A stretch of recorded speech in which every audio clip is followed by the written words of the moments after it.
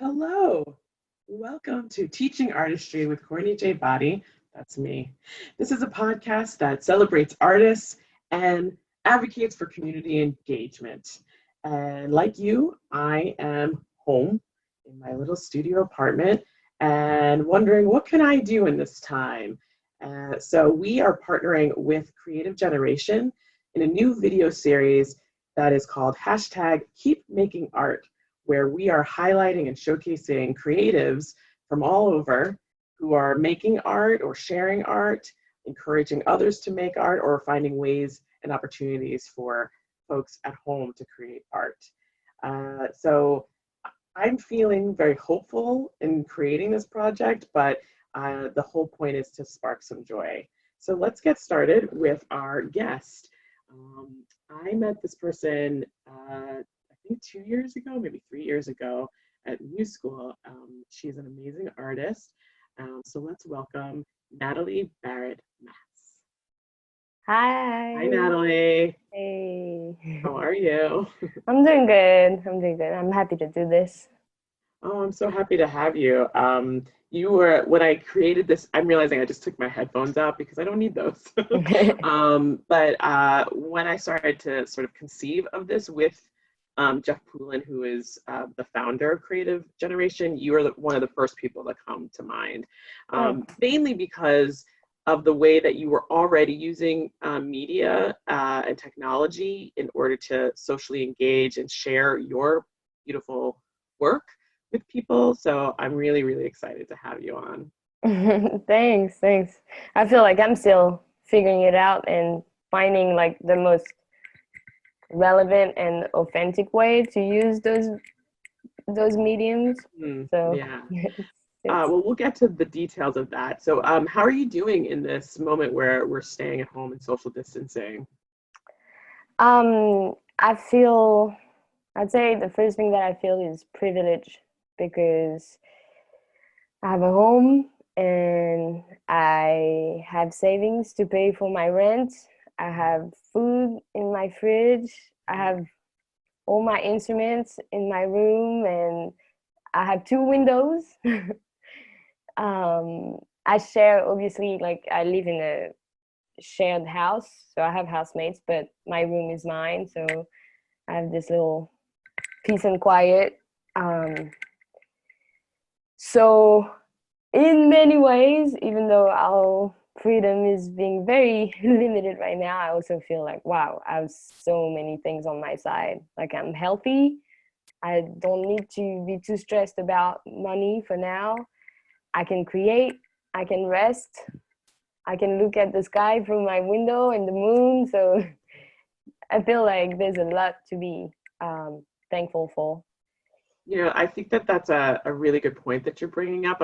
In these conversations, I haven't really delved into that part where you're talking about how blessed we actually are, even in a crisis situation. The fact that we have roof, a shelter, food, we have a community or a network. We have a lot of the things that we vitally need at our fingertips. That's a really good point to make. So thank Yeah, you. I feel like in some ways, not having all the options that we usually have in terms of like socializing or access to the arts and like well just there's just that energy that exists in New York all the time and that pushes us to do more all the time. Like to not have that kind of helps me at least like recenter on like the basics and Mhm. realize how satisfied, not in the sense of like settling, but just like how full I can feel from waking up and drinking a glass of water and realizing like, I'm taking my first breath of the day and I can do that. And yeah, kind of like those things can become so secondary when we're Mhm. especially in places like New York when we're fighting so hard to make our dreams a reality. So Right. it's that's what I'm trying to focus on during that time. Yeah, again, I think that that's really important to note. So what kind of artist do you identify as? Ah, what kind of artist? I like to aim for a feeling.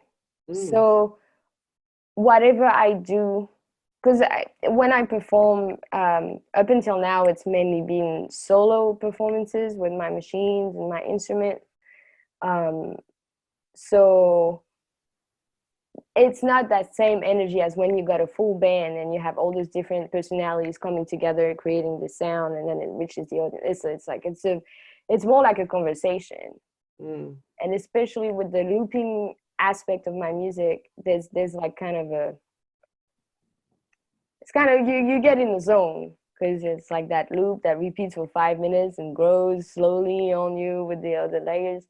And so sometimes some of it is just about it to me, it's maybe the closest form of active meditation that I've become good at, because I feel like every other at moments in my life, I'm Mhm. doing something, like let's say I'm cooking, chopping my onions and my tomatoes, but I'm thinking about the thing that I said to my colleague yesterday, and the thing that I need to bring to my friend's house tomorrow, and that bill that needs to be taken. Like, I'm not looking at the tomato and how perfect it is. Yet I feel like that's what I should be doing. And Mm. so I feel like with music, it gives me a space to do that, to be fully present. And if I can be fully present, then I can fully be. And then hopefully the audience in front of me can pause for a second and look, not so much relate to what I'm feeling, but relate to what they're feeling because we're taking that moment. If that, maybe that's a little abstract, but yeah. Yeah, I mean, it's a little abstract, but I think people will understand what you mean. Mhm. So, in that wanting to be able to focus and you're making music and how you make your music through looping, and you also play the violin and you sing, right? So Mhm. the music is sort of, let's just say, like all encompassing is around music. Is that correct, or is there Mhm. more to you? Um, I think there's more. I think music is a medium to express kindness and compassion and openness. And I think the things that like I aspire to and I get nourished from, and then it communicates through music. And sometimes that's a music or art in general. Like if I was talented in that way, I could paint and emulate the same topics and emotions. But I feel like that's what it is about. And like ideally, I think my motivation in my daily practice, which goes beyond my musical practice, yeah. it's to inspire music from just the first breath and step that I take on stage, Mm. for people to feel like it's already music and we're all making music already.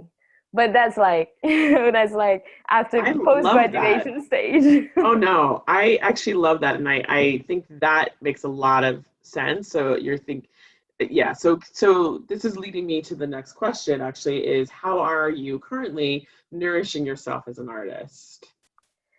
I spend a lot of time listening.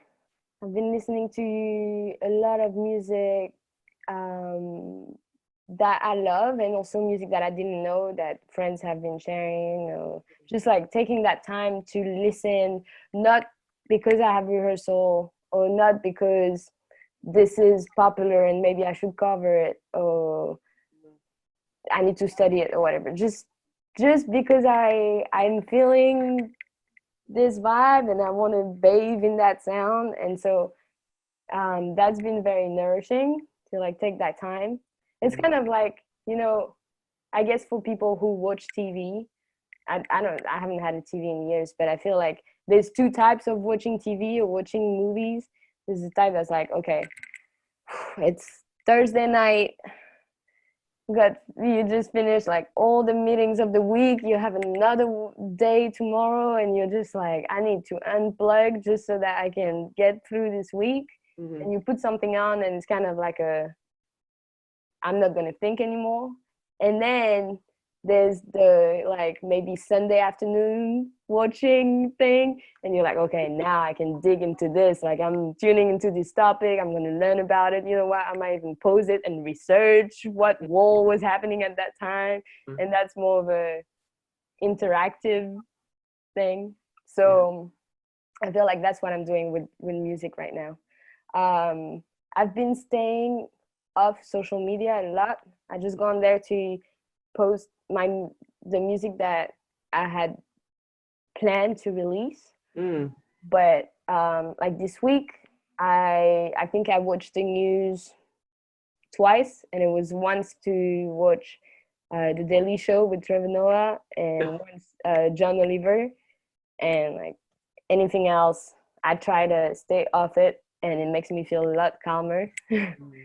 I love Trevor Noah, and I absolutely love John Oliver. I think that what he does is really great. It's been actually really interesting to watch all those talk show hosts, whether they're political or not, transition to this home, holding their shows at home. And actually, frankly, I'm inspired by that, clearly. Right. So I would love for you to, if you're willing to, share some of your music with us, and maybe tell us more about the album that you were going to put out. Sure. Okay. So a couple days ago, I released a single called Gone, and a few weeks before that, another one called HKHD, and they're both part of a bigger project. My first EP, called In the Key of Fall, and it's felt really strange to release the music and not have live performances. Like, I had set up this whole tour on the West Coast and East Coast. It was going to be my first time touring with my own music, and I was really excited about like feeling people's reaction to like those songs and the lyrics and the rhythms and the harmony. So it's like I'm excited for this project to be out, and at the same time it feels like it's not really happening because I don't have that contact with people. So I'm grateful for opportunities like this, actually. Oh, great. But the song that I chose for today is actually not of this new project. It's actually the first song I released as a solo artist. Oh, I'm gonna have to... yeah, can you adjust yourself so you can see it? Thank you. Yeah. So just to give you a little, I use this machine called an MPC Live. I connect a mic to loop some vocals.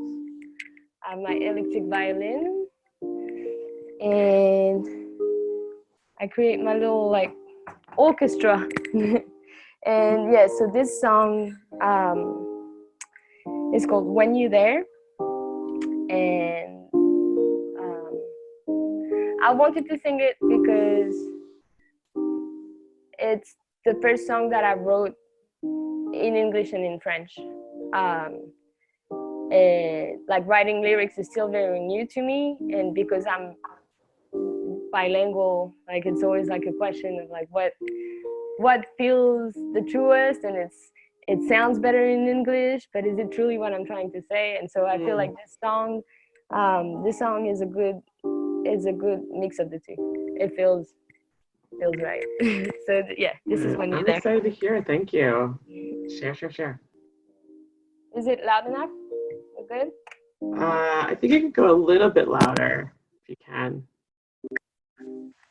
Is that louder? Yeah, that's good.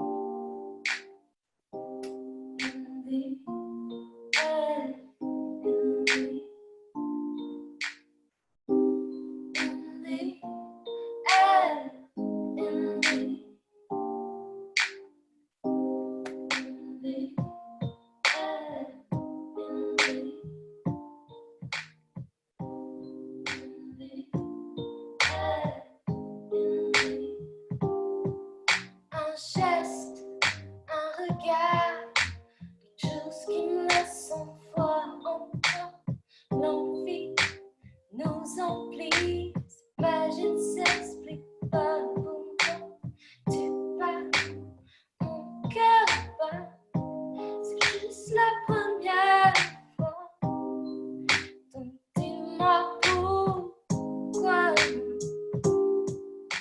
something in the air somewhere it's that feeling when you're there something in the air somewhere you gon' be open though I'm scared something in the air somewhere and I don't know how you all supposed to be here with you with you.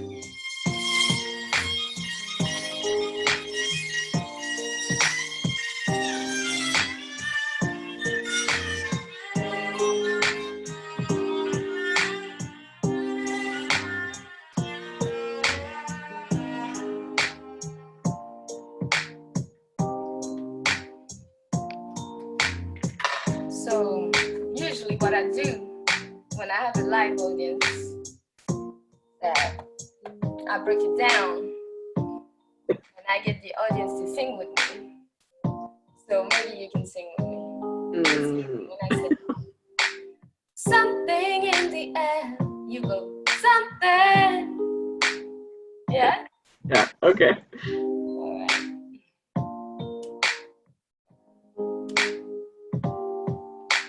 Something in the air. Something. That feeling when you're there. Something in the air. Something. You got me open though I'm scared. Something in the air. Something. I don't know how you all that wants to be here with you. With you.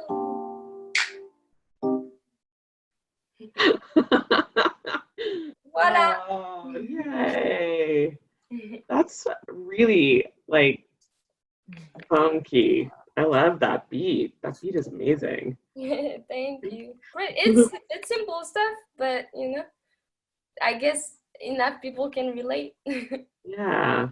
Well, I got it, and I do think that's very timely in terms of something in the air.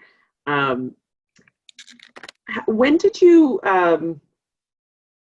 sort of figure out what was the name of the machine or the device that you're using? Yeah, so this is called an MPC Live. It's basically like a drum machine. Uh-huh. So I have like drums. In terms of sound, like it's a sound bank with drums, bass, keyboard, guitar, any other instrument really that I want to load into here.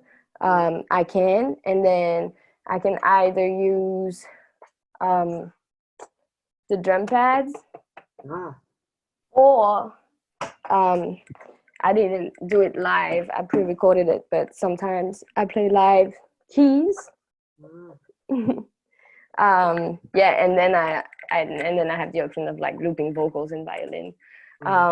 But first I started with just a smaller pedal that would just loop violin and voice. And then eventually I was like, but I'm missing like the energy of the drums and Yeah, the the depth of heartbeat, right? so, Yeah. yeah, so then I found this machine, and I never liked creating music on my computer. Mm. So I can connect it to a software on my computer, but I can use it by itself. So like if I want to, I put it on my backpack, I ride my bike to like Prospect Park, and I can sit by the lake and make music. Nice. That's my favorite place by the boathouse, by the way. Or that like Hey. that arboretum right next to it. That's my favorite spot in the whole park. Yeah, it's such a great, like this park has so many different Yeah, little spots. pockets. I haven't been to the park in over 3 weeks though. I refuse to go there because I Yeah. can't see how people are really able to maintain social distancing Yeah, it was crazy. Like, properly. So I'm a runner, so mm, I go there and run, but there were a couple days where it was really sunny and it felt like, yo, there's too many of us out here right now. yeah, yesterday I went to a high school that's 4 blocks down east of here, and yeah, this is a great track, and it was great to be outside. It was great to move. It was great to walk, but people were just not adhering to 6 feet. I think people don't know what 6 feet is. That's my theory, is that people don't actually know what 6 feet is. So I then had to, thank goodness I have like my theater skills, because my mill and seed, like what, the walking and how you have to keep equidistant space between Right. people. Like now I know exactly how to like zip and zap and move, all around. So And I'm gonna keep it no matter what you're doing. The only thing that I had a challenge with was that two people walked from behind me and past me, and I didn't know that they were there, and so they were too close, and I was like, what? Okay, yeah, I I gotta think figure this out. given your line of work, like Mm, your spatial awareness yes. is much more tuned than a lot of people. Well, I So feel like that some this conversation that I had yesterday with somebody who was saying the same thing. It was like they keep saying the words, but they're not showing what it means. So they're not visualizing it for those of us who aren't spatially aware right. or understanding of that. I think choreographers and physical theater performers and um, dancers really understand that, because Mm. we're doing formations and we have to, we have to be that keen and focused. And so it's easy for me, and I'm realizing like if I go outside and I do venture somewhere beyond my courtyard or the front the front sidewalk, that's what I have to think about, is that I'm going to protect myself, and by doing that I'm going to be protecting other Oh people. yeah. Yeah. Yeah. Well, yeah, that's what they keep on telling us, right? That like we're doing our part by staying in, which seems like we're not doing anything, but So we are. I yeah. mean, and I have been, and so the fact that I went, I really ventured out. That was the first time, and so I had to sort of click into that philosophy.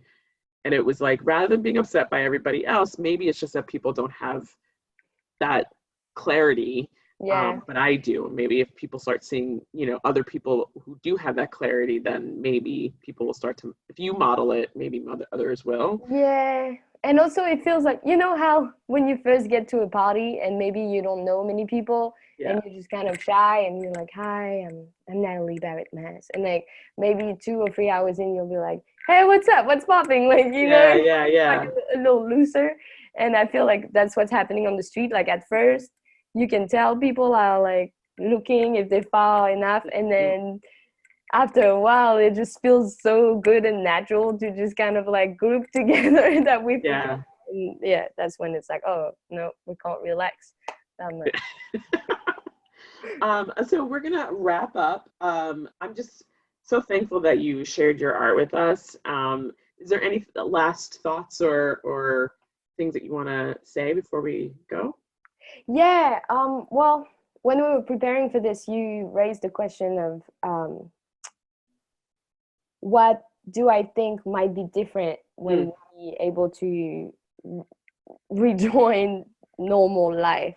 right. And I really hope, and I hope that this doesn't come across as offensive to anybody in any way, because I understand that it's a very stressful and challenging time for most people, especially financially, but and just emotionally. but I hope that it lasts long enough so that we can truly get to a point of real change. I feel like there's such a potential for change and shift in the way we just go about life and just our level of awareness. Mm. But if it doesn't last long enough, then it'll just be a weird memory, and we'll be like, oh, remember when we couldn't go out for a month? Yeah. Remember when we like took care of things like sleep and eat and check on each other? Yeah, that was a weird time, right? And it'll just be kind of like a thing that happened, as opposed to a real like turning point where we're like, okay, maybe we can take this time to do things differently now. Yeah, and I think that's where that question does come from, is that, you know, there's so many folks who are so very focused, as well they should be, on managing this crisis, but